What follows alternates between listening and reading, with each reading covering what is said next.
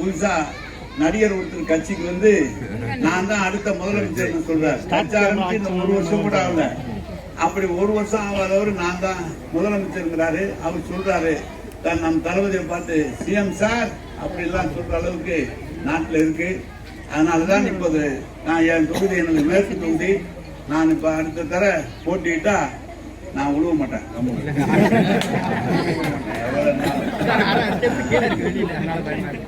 எவ்வளவு நான் 10வது முறை போட்டியிடுகிற அந்த பகுதி. இது 3 முறை தான் நான் வெற்றி வாய்ப்பு இழந்திருக்கிறேன். அத்த இடத்துல வெற்றி பெற்றிருக்கிறேன். கலைஞர் 4 வருஷம் முடிஞ்சிருச்சு. 4 வருஷம் முடிஞ்சு இந்த 8 மாசத்துல தேர்தல் வர இருக்கு. தேர்தல் வருகிற போது இன்னைக்கு என்ன சொல்றாரு பழனிசாமி? என்ன சொல்றாரு? ஊழல் ஆட்சிங்கிறார். ஊழல் ஆட்சி சொல்றாரு.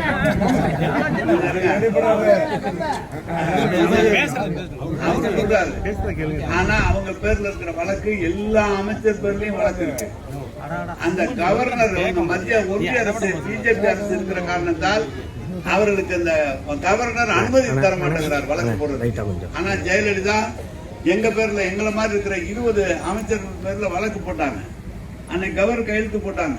நாங்கெல்லாம் கோர்ட்டு படியேறி என் பேர்ல 19 வழக்கு போட்டாங்க ஜெயலலிதா. 19லயும் விடுதலை ஆகி வெளியே வந்துட்டேன் நான். இன்னைக்கு கேஸ் போட்டாங்க ஒன்றிய அரசு. இன்னைக்கு ஒரு கேஸ் போட்டாங்க.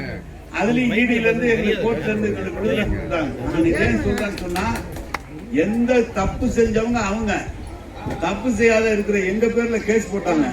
ஆனா தப்பு செஞ்சவங்க பேர்ல கேஸ் போட்டு அந்த நடைமுறைக்கு வரல. அதனாலதான் அவர் எங்களை பார்த்து ஊழல் குற்றச்சாட்டுலாம் சொல்றாரு.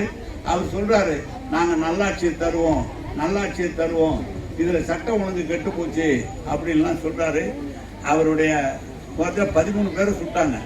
13 பேரை சுட்ட போது முதலமைச்சர் சொல்றாரு நான் டிவியை பார்த்தா தெரிஞ்சுக்கிட்டேன்னு சொன்னா அவர் பார்த்து நம்மள சட்டம் ஒழுங்கு கெட்டு போச்சுன்னு அவர் சொல்லக்கூடிய அளவில் இருக்குது.